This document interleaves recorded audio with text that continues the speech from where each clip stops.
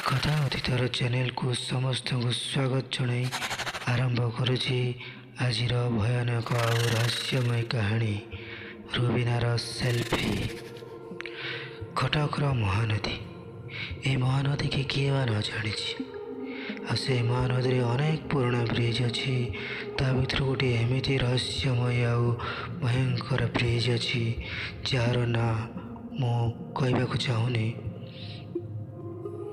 କିନ୍ତୁ କେହି ନା କେହି ପୁରୁଣା ଲୋକ ସେ ବ୍ରିଜ୍ର ରହସ୍ୟମୟ ବିଷୟରେ ନିଶ୍ଚୟ ଜାଣିଥିବେ।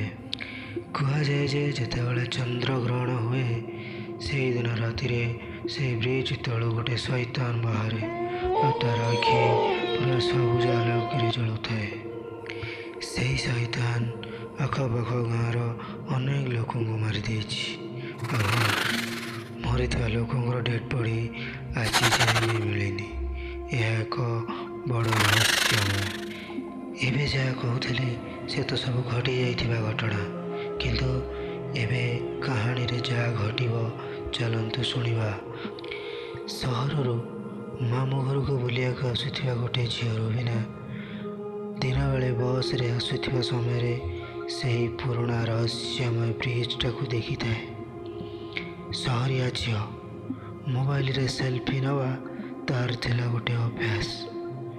ହଠାତ୍ ଗୋଟେ ଦିନ ରାତିରେ ସେ ସେଲ୍ଫି ନେବା ପାଇଁ ସେହି ପୁରୁଣା ବ୍ରିଜ୍ ପାଖକୁ ଚାଲିଗଲା। ସେଠି ଯାଇ ସେଲ୍ଫି ନେଲା। ସେଲ୍ଫିର ଫ୍ଲାସ୍ ଲାଇଟ୍ରେ ଉଠିଥିବା ରୁବିନାର ଛାଇ ତ ଥିଲା, କିନ୍ତୁ ତା ଛାଇ ସହିତ ଅନ୍ୟ ଗୋଟେ ଛାଇ ମଧ୍ୟ ଥିଲା। ହଠାତ୍ ରୁବିନା ଡରି ଯାଇ ଦେଖିଲା ପାଖ ଆଖରେ ତ କେହି ନାହାନ୍ତି। ହଠାତ୍ ଏ ଛାଇ କେଉଁଠି ଆସିଲା ଭାବି ସେ ଫଟୋକୁ ଡିଲିଟ୍ କରିବାକୁ ଲାଗିଲା। ଯେତେ ଚେଷ୍ଟା କଲା ସେ ଫଟୋଟାକୁ ଡିଲିଟ୍ ମଧ୍ୟ କରିପାରିଲା ନାହିଁ। ଆଉ ସେ ଛାଇ ଧୀରେ ଧୀରେ ବଡ଼ ହୋଇ ରୁବିନାକୁ ଦେଖି ହସିବାକୁ ଲାଗିଲା।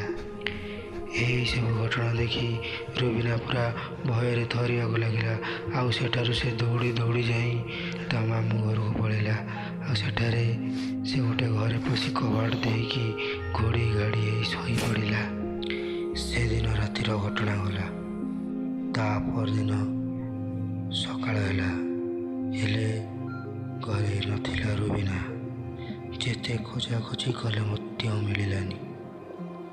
ଘରେ ତା ରୁମ୍ରେ ସେ ତ ନଥିଲା, ଥିଲା କେବଳ ନେଇଥିବା ସେଲ୍ଫି ସହିତ ସେଇ ମୋବାଇଲ।